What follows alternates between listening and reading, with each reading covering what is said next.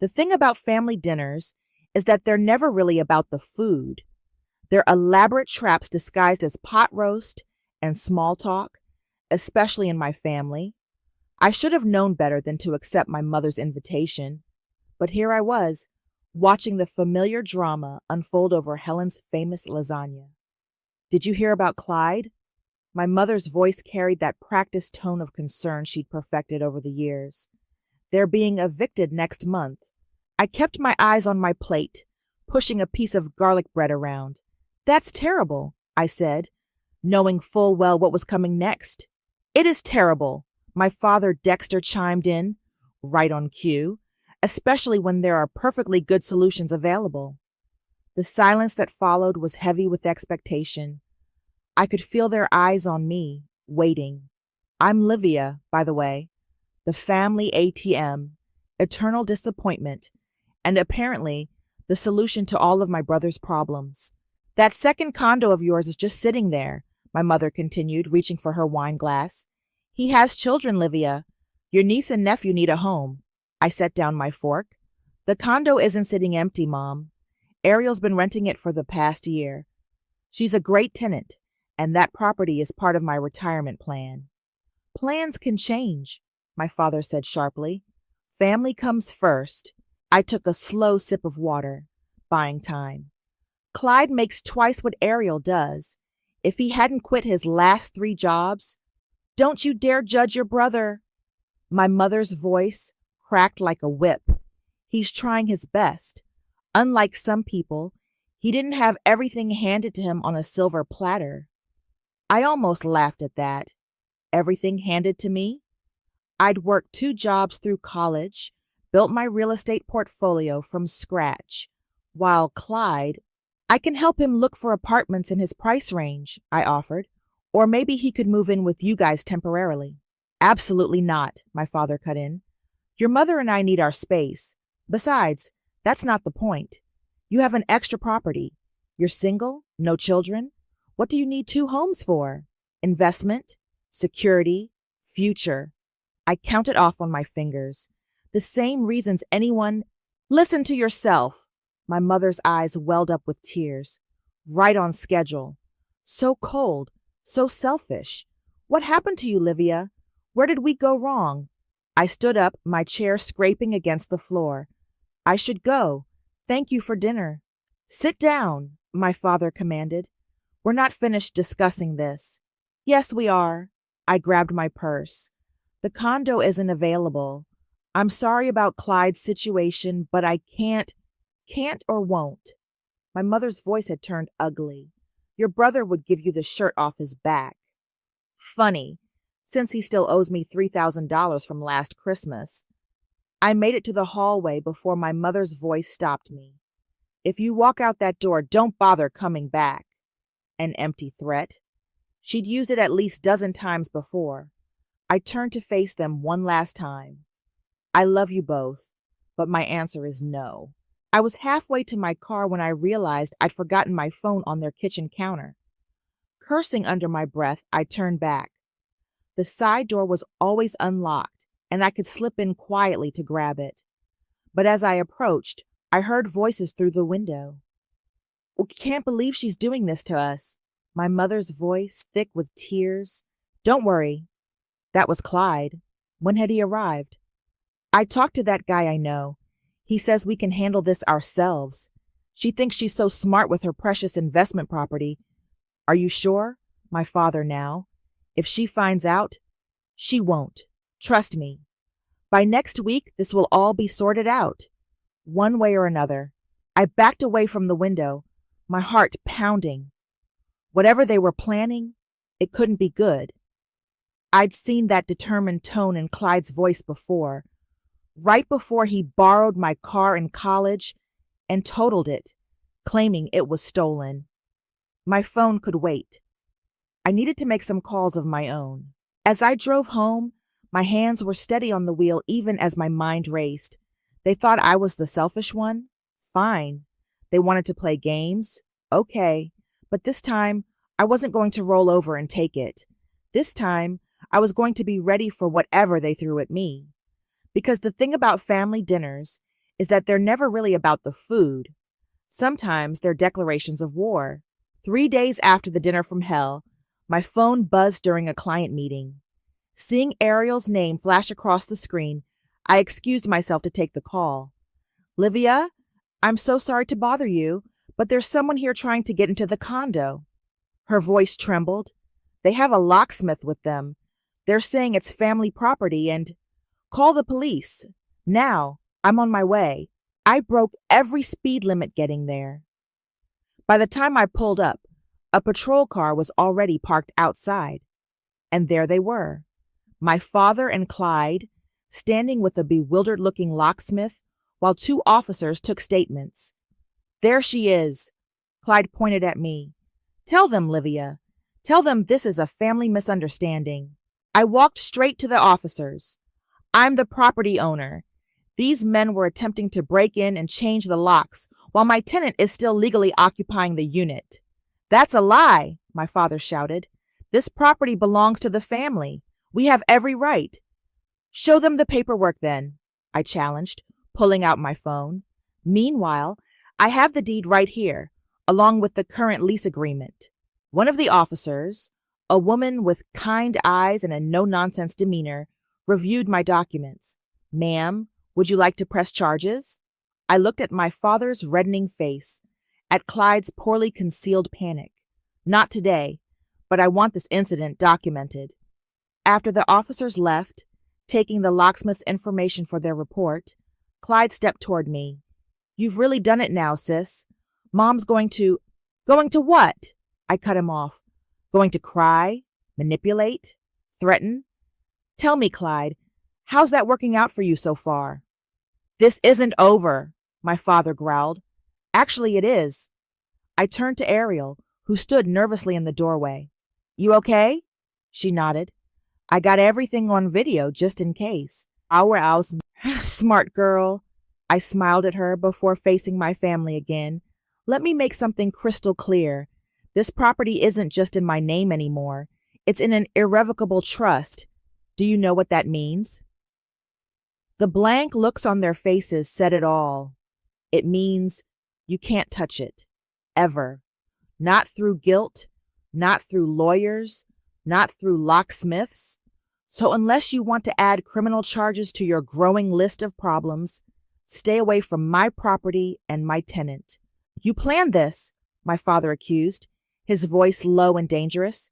"You knew we'd need help, and you made sure we couldn't get to it. Your own family."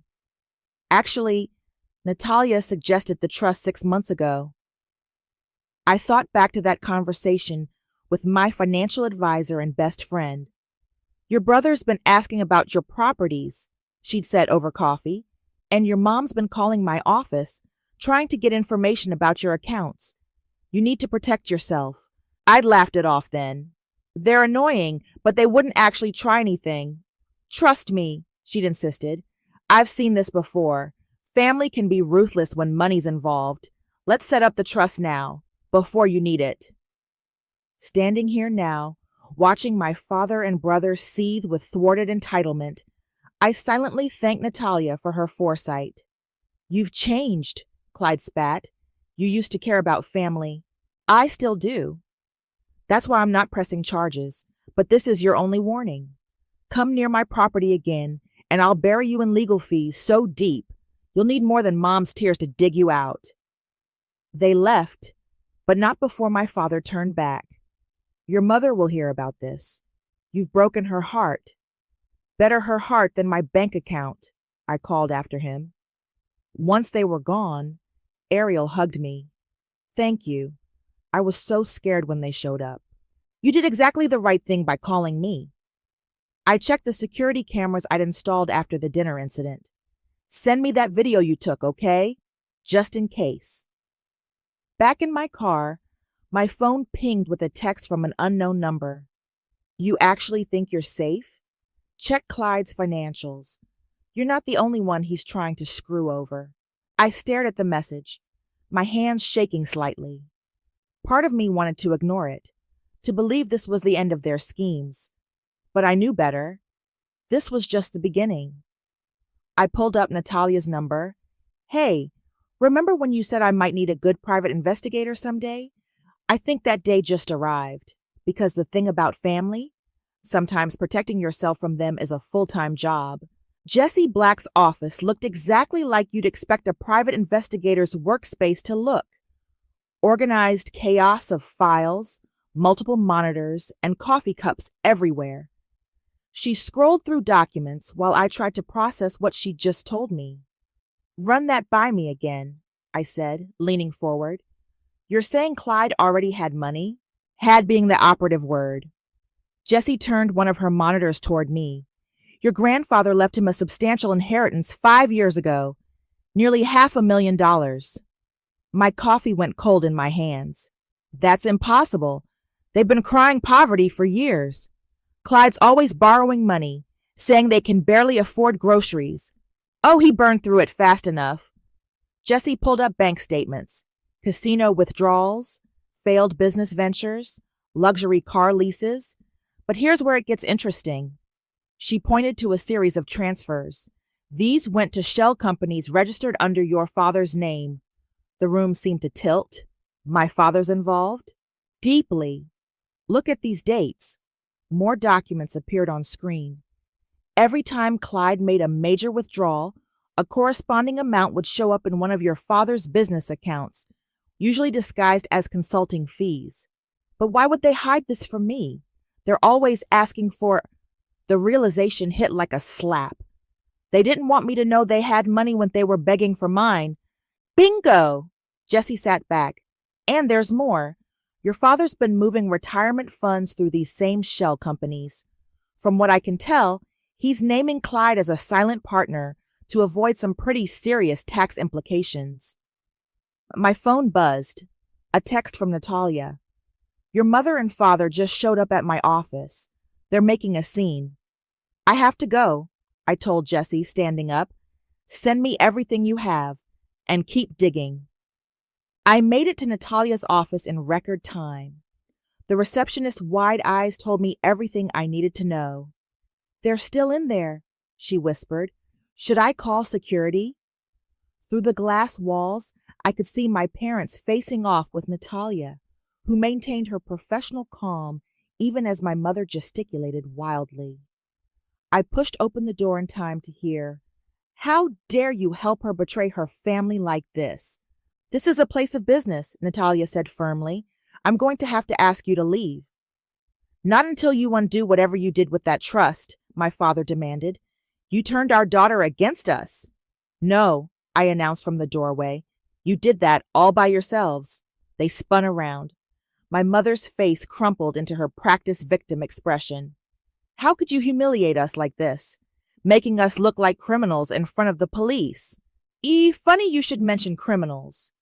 I pulled out my phone, pulling up the documents Jessie had just sent. Want to talk about Grandpa's inheritance? The one Clyde burned through while still begging me for money? The color drained from my father's face. Where did you... Or maybe we should discuss your shell companies. The creative accounting? I wonder what the IRS would think about... You wouldn't dare, my father growled, taking a step toward me. Natalia's hand moved to her desk phone.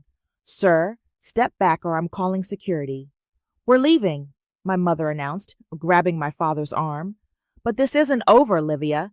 You think you're so clever with your investigations and your trust, but you have no idea what you're doing to this family. I know exactly what I'm doing, I replied. I'm finally seeing it clearly. After they stormed out, Natalia hugged me. I'm so sorry. I never thought they'd show up here. I'm the one who's sorry, but thank you for everything. You were right about the trust. Don't thank me yet. She looked worried. They're desperate now. Desperate people do stupid things. My phone chimed with a voicemail notification. Lindsay's name appeared on the screen. I played it on speaker. Livia, please. My sister-in-law's voice broke with sobs. Clyde's talking about hurting himself. He says he can't take the shame, the pressure. If anything happens to him, it'll be your fault. His blood will be on your hands. Please, just give him the property. Before it's too late. I deleted the message. My hands steadied despite the rage building inside me. They're trying to manipulate you, Natalia said softly. I know. I gathered my things, and they just made a huge mistake. What are you going to do? I thought about the inheritance, the shell companies, the years of lies and manipulation. They want to play dirty? Fine. Let's see how they handle it when I stop playing nice. Because the thing about manipulation, it only works until your target decides they're done being manipulated. Lindsay's voicemail haunted me for exactly 6 minutes, the time it took to drive to Flynn's law office. My attorney was already waiting, documents spread across his desk like battle plans. Your brother's suicide threat, Flynn said, reviewing the voicemail I'd forwarded. Classic emotional extortion. We're documenting everything. Should I be worried? I asked, thinking of Clyde's theatrical tendencies. About his safety? No. About what this reveals about their tactics? Absolutely. Flynn pulled up a file on his computer. They're escalating. First, physical intimidation with the locksmith. Now, psychological warfare. We need to move fast. Natalia arrived with a stack of financial records. You're going to want to see these, she said, spreading them across Flynn's desk. Dexter's been busy. Look at these transfers. I leaned in, scanning the documents. These dates, they line up with every time I refuse the money. Exactly. Natalia pointed to specific transactions. Every time you said no, they moved funds between accounts. They were never desperate. They were hiding assets. My phone buzzed. Ariel again. Livia, Clyde and Lindsay are outside the building. They're telling everyone I'm squatting in their property, that you stole it from them. Stay inside, I ordered. I'm calling the police. Flynn held up a hand. Wait. Let's use this. Record everything they say. We need to establish a pattern of harassment. An hour later, I had what I needed. Video footage of Clyde screaming at my tenant, Lindsay dramatically sobbing about their homeless children, and multiple witnesses to their behavior. Perfect, Flynn said, reviewing the footage. Now, about those financial records. My phone rang again. Unknown number. Miss Summers, a stern voice asked. This is Capital One Fraud Department. We're calling about some unusual activity on your account. My blood ran cold as the representative detailed thousands in charges, all under my name, all authorized with my social security number. I never opened that account, I said, putting the call on speaker. The application was submitted last week, the rep explained. With all your correct information, Flynn was already typing. Identity theft. Add it to the list. After the call, I sat in stunned silence. Natalia squeezed my shoulder. You okay? They used my social, I said quietly. My own family. This is good, Flynn interjected. Well, not good, but useful. Identity theft is federal. They've crossed a line that can't be uncrossed. What's our next move? I asked. We go nuclear. Flynn pulled out a fresh legal pad. First, we file fraud charges. Then, we prepare a civil suit detailing everything, the harassment, the financial crimes, all of it. But most importantly, he smiled grimly, we make it public. Public? My stomach lurched. They're counting on your silence, Natalia added. On your shame. Break that and their power crumbles. My phone chimed with a text from Lindsay. Hope you're happy. Clyde's in the hospital. This is all your fault. I showed it to Flynn, who immediately started typing on his phone. Checking local hospitals. Nothing. No admissions under his name in the last 24 hours. Another lie. That's it. I stood up, anger finally overwhelming caution. I'm done playing defense. What are you thinking? Natalia asked. They want to destroy my reputation? Fine. Let's see how they handle having their own dirty laundry aired out. I turned to Flynn. How quickly can we file those charges? Give me an hour. Good. Natalia, get me everything you have on Dexter's shell companies. Everything. Already compiled. I pulled out my own phone, opening my email. I'm sending everything to Jessie. Let's see what else she can dig up about their finances. Livia, Flynn cautioned, once we start this, there's no going back. They're family. No, I cut him off. Family doesn't commit fraud in your name. Family doesn't threaten and manipulate. Family doesn't. My phone rang again. This time it was the police. Ma'am, we're responding to a report of suspicious activity on your credit. Multiple accounts opened in your name, totaling over $50,000 in charges. I put the phone on speaker, letting Flynn and Natalia hear every detail. With each new revelation, my resolve strengthened. They hadn't just crossed a line, they'd obliterated it. File everything, I told Flynn after the call ended. Every charge, every threat, every lie. No more protecting them. Because the thing about family secrets, sometimes the only way to break their power is to drag them into the light. As I left Flynn's office, another text came through, this time from an unknown number. You think you're untouchable with your fancy lawyer? Wait until you see what's coming next. I smiled, screenshot the message, and forwarded it to Flynn. Let them come. This time, I was ready. I found Clyde waiting in my office parking lot the next morning. He looked terrible, unshaven, dark circles under his eyes, wearing the same martyred expression our mother had perfected. We need to talk, he said, pushing off his car. About the credit card fraud? I kept walking. Or about faking a suicide threat? He followed me to the building entrance. It wasn't supposed to go this far. Mom and Dad, they said, stop. I turned to face him. Just stop. I've seen the financial records, Clyde. I know about Grandpa's inheritance. His face went slack. How did you— $500,000, I said, watching him flinch.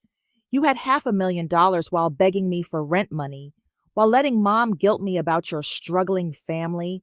You don't understand, he stammered. Dad said we needed to invest it in his business ventures. He promised it would triple. And the credit cards in my name? Was that Dad's idea too? He looked away. We were desperate. Desperate? I laughed bitterly. You were desperate after blowing through an inheritance that could have bought you a house? After helping Dad commit tax fraud? Keep your voice down, he grabbed my arm. I jerked away. Don't touch me. Ever. What do you want? His voice cracked. Money? Fine, I'll pay you back. Just drop this whole investigation thing. You're going to ruin everyone's lives. You did that yourself. I pulled out my phone, showing him the fraud report. I filed this morning. The police are involved now. All color drained from his face. You can't. Lindsay's pregnant again. If I go to jail, you should have thought about that before stealing my identity. I started to walk away, then turned back. Oh, and Lindsay's not pregnant. I called her doctor's office pretending to confirm an appointment. Nice try, though. It was Mom's idea, he blurted out. The credit cards, the pregnancy story, all of it. She said you'd never find out. We were desperate. You keep using that word, I cut him off. I don't think it means what you think it means. Please, he begged. I'll tell you everything. About Dad's schemes, Mom's plans, all of it. Just drop the charges. I studied him. My big brother, the golden child, now reduced to bargaining in a parking lot. You know what's funny? For years, I thought I was the family failure, the cold, selfish one who didn't care enough. But look at us now. My phone buzzed. Jessie's number. Your father's being audited, she said without preamble. IRS is looking into those shell companies. They're going to find everything. I watched Clyde's face as I replied, Good. Send me the details. Livia, he pleaded, think about what this will do to Mom and Dad. I'm thinking about it. I'm thinking about every Christmas they made me feel guilty for my success. Every time they called me selfish for not sharing with you. Every manipulation, every lie. A memory hit me. Being 16, winning a scholarship. Mom barely looked up from fawning over Clyde's C+ in math. "That's nice, dear," she'd said, "but your brother really applied himself." My phone chimed again. A text from Natalia. "Your mother just showed up at my office again.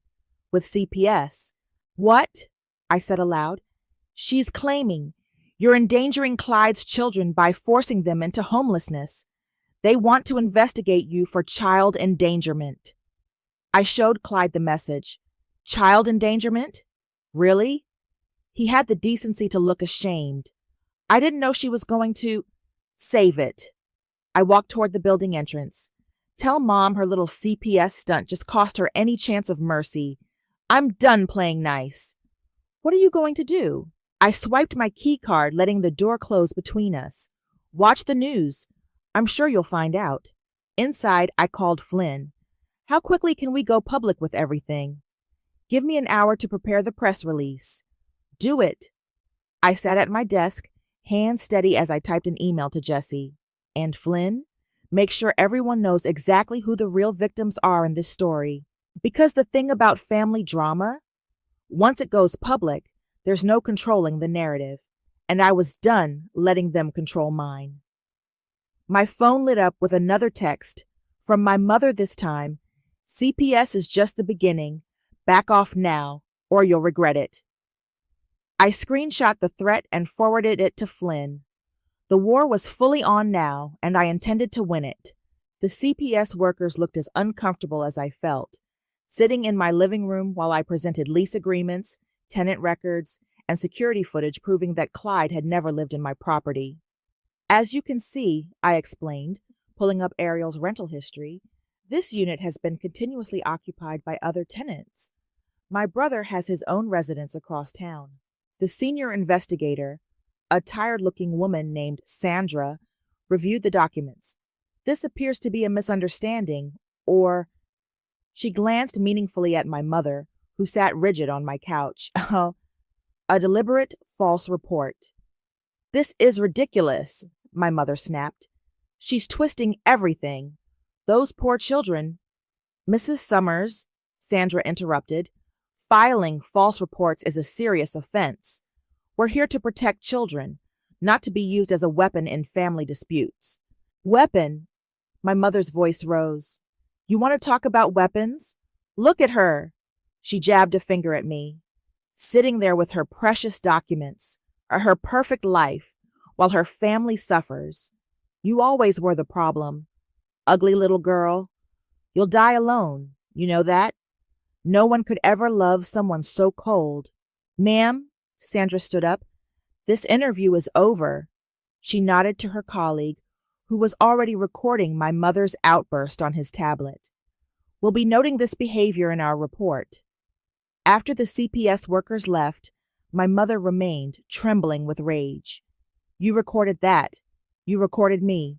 Actually, my security system did. I gestured to the discrete cameras in my living room corners, the same system that caught Dad and Clyde trying to break into my property, the same one recording you right now. You think you're so clever. She stepped closer, her face twisted. You have no idea what's coming. We raised you, gave you everything.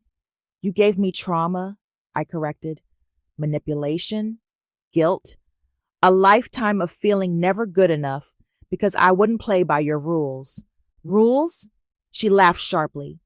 You want to talk about rules? Check your phone. As if on cue, my phone buzzed. A Reddit notification. My stomach dropped as I opened it. There, trending on Rami the Asshole, was a post from Clyde, ATA, for asking my heartless sister to help save my children from homelessness. The post was everything you'd expect. A masterpiece of manipulation, painting me as a monster who'd rather see children on the street than share my empty property. It already had thousands of upvotes, hundreds of comments calling me every name in the book. Social media's a funny thing, my mother smirked. People love a good villain story. I looked up from my phone, suddenly calm. You know what's funnier? Evidence. I opened my laptop, turning it to show her the folder I'd been building. Financial records, audio recordings, security footage, text messages, emails, everything documenting their months of harassment and fraud. I was going to handle this privately, I said, watching her face pale. But you just made it public. So let's give the internet what it really wants. The truth. You wouldn't dare. Try me. I started typing. Should I start with the inheritance Clyde blew through, Dad's tax fraud, the credit card theft, or maybe your false CPS report? I'll deny everything. With what evidence? I gestured to my cameras. Every threat you've made is recorded, every lie documented, every scheme exposed. She grabbed her purse, hands shaking. This isn't over. Actually, it is. I stood up. You wanted a public fight? Congratulations. You got one. After she left, I called Flynn. How quickly can we respond to Clyde's Reddit post? Already drafting it, he said, with links to all the evidence. Once this goes live, their whole house of cards collapses, I finished. Do it. I walked to my window, watching my mother's car speed away. My phone buzzed again. Natalia this time. You okay? She asked. No, I admitted. But I will be. The truth always comes out, she said softly. Sometimes it just needs a push. I looked at my laptop, at the folder containing years of evidence, at Clyde's viral Reddit post attempting to destroy me. One click would change everything. One post would expose every lie, every manipulation, every crime. My finger hovered over the mouse. Part of me still hesitated. They were family after all. Then my mother's words echoed. Ugly little girl. You'll die alone. I clicked post because the thing about family? Sometimes the only way to heal is to let the whole world see exactly who they really are. The truth was out now, and there was no taking it back. My response post went viral within hours. The internet, it turns out, loves a good revenge story, especially one with receipts. Every document, every recording, every piece of evidence laid bare for the world to see. Your post just hit the front page, Natalia said, refreshing her screen. The comments. People are sharing similar stories. You've started something. My phone hadn't stopped ringing. Local news, online journalists, podcast hosts, everyone wanted the full story. Clyde's original post was deleted, but screenshots lived forever, now side by side with the truth. Miss Summers? A reporter caught me outside the courthouse. Can you comment on your father's arrest? I turned to face the cameras. Everything I have to say is in the evidence I've provided to authorities. But how do you feel about... How do I feel? I interrupted, surprising myself. I feel relieved. The truth is finally out. Financial abuse is still abuse. Family manipulation is still manipulation. And sometimes the bravest thing you can do is say no more. Inside, Flynn waited with updates. Your father's being charged with tax evasion and fraud. Clyde's facing identity theft charges. Your mother, he checked his notes, the false CPS report is being investigated. And Lindsay left town last night, posted a long Facebook statement distancing herself from everything. Smart woman, finally. My phone buzzed.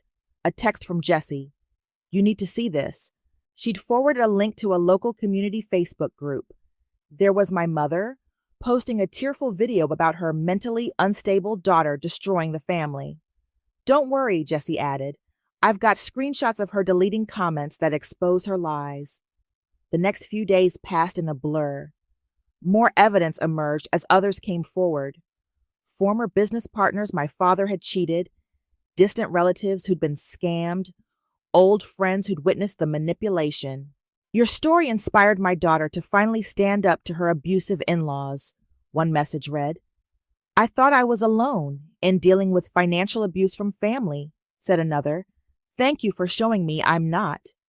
A week after my post, I stood outside the courthouse again.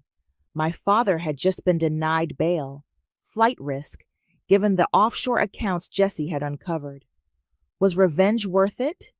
a different reporter this time, holding out her microphone. I looked directly into the camera. This isn't revenge. This is justice. This is saying enough to years of abuse disguised as family obligation. This is showing others they don't have to accept manipulation just because it comes from people who share their DNA. My phone lit up with a notification. Clyde had posted again, this time a confession. Everything my sister said was true. I'm sorry. I need help.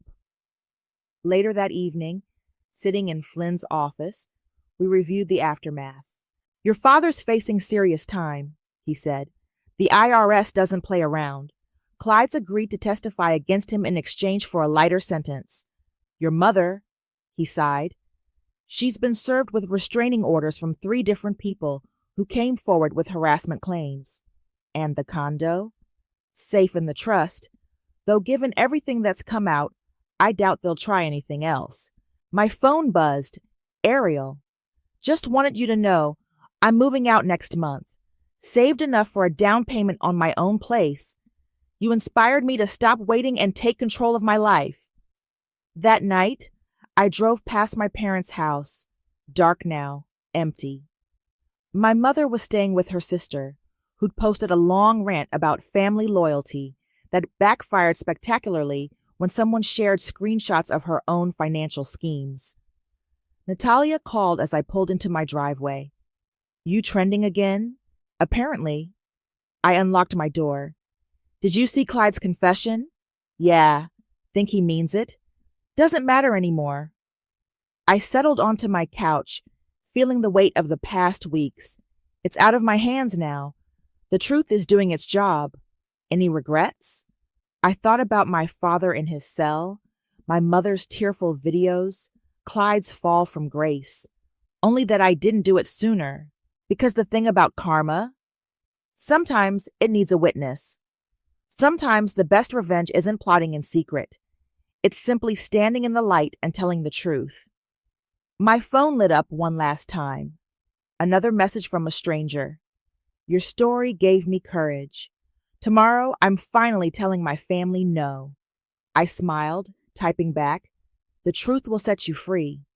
But first, it'll piss everyone off. And sitting there in my quiet house, surrounded by the aftermath of justice served, I felt nothing but peace. The silence in my condo felt different now, peaceful instead of lonely. I was sorting through old family photos when Ariel knocked on my door, holding a small gift bag. I know I still have 2 weeks left on the lease, she said, stepping inside, but I wanted to give you this before I moved out. Inside the bag was a framed quote. Sometimes the family we choose is stronger than the family we're born into. Thank you, I said, genuinely touched. And congratulations on your new place. I couldn't have done it without you showing me what standing up for yourself looks like? She hesitated. Have you heard from them? A letter came from my mother this morning. I nodded toward the unopened envelope on my coffee table. Haven't decided if I'm reading it. My phone buzzed. Natalia. Turn on Channel 7, now! I grabbed the remote. There on screen was my father in his prison jumpsuit, being led into court. The headline scrolled, Local businessman pleads guilty in tax fraud scheme. In a surprising development, the reporter said, Dexter Summers has agreed to a plea deal, implicating several business associates in a years-long financial fraud operation. Ariel squeezed my hand as we watched. You okay? Better than okay. I muted the TV. It's finally over. My phone lit up again, this time with a message from Lindsay. I filed for divorce today. You were right about everything. I'm sorry I didn't see it sooner. Speaking of over, Ariel said, I heard your story is being featured in that documentary about financial abuse in families. They're interviewing me next week. I picked up my mother's letter. Want to witness me either making or regretting a decision? Open it. The letter was exactly what I expected. 3 pages of guilt, blame, and zero accountability. You've destroyed this family, she wrote. I hope you're happy in your empty life with your empty victory. I handed it to Ariel, who read it and shook her head. She still doesn't get it. No, I agreed, taking the letter to my fireplace. But I finally do. As the pages curled and blackened in the flames, my phone chimed with an email notification. The subject line read, "Thank you for saving my life. Dear Livia," it began, "I was going to give my manipulative family my entire retirement fund because family helps family. Then I read your story. Today I said no. They're furious, but I'm free. Thank you for showing me the way." Ariel read over my shoulder. "You've started a movement, you know. People are waking up. Maybe that's what this was all about." I gestured to the burning letter. Not revenge, not even justice, just truth. My doorbell rang. Natalia stood there with takeout bags. "Thought you might need dinner and a friend tonight." As we ate, more messages poured in. Stories of courage, of boundaries set, of freedom found. Each one a reminder that the price of truth, however heavy, was worth paying. "I have something to show you," Natalia said, pulling out her tablet. "Remember that post you made about turning pain into purpose?" She pulled up a website, Financial Freedom from Family Fraud, a resource center for people dealing with family financial abuse. "It launches next week," she explained. "People need guidance, support, legal resources. Your story showed us that." I stared at the screen, at the tagline, because love shouldn't cost you everything. "This is perfect," I whispered. My phone buzzed one last time. "Jesse, just got word. Your mother's sister is under investigation too. The whole house of cards is falling." Ariel raised her glass. "To karma." "To truth," Natalia added. "To freedom," I finished. Later, after they'd left, I walked through my quiet home. The photos I'd been sorting still lay scattered, memories of a family that never really existed except in carefully staged pictures. I gathered them up not to hide or burn, but to keep. Because sometimes the best revenge isn't destroying the past, it's building a future that makes that past irrelevant. Opening my laptop, I began typing, "Dear Internet family, today someone asked if I regret exposing the truth. Here's my answer. The only thing I regret is believing I deserve the abuse. So here's what I want you to know. Because the thing about family, sometimes letting go is the strongest way to hold on to yourself. And sometimes karma doesn't just need a push. It needs a witness, a voice, and a community brave enough to say, 'Me too. I believe you. You're not alone.'" I hit post and smiled. The silence in my home wasn't just peaceful now. It was powerful.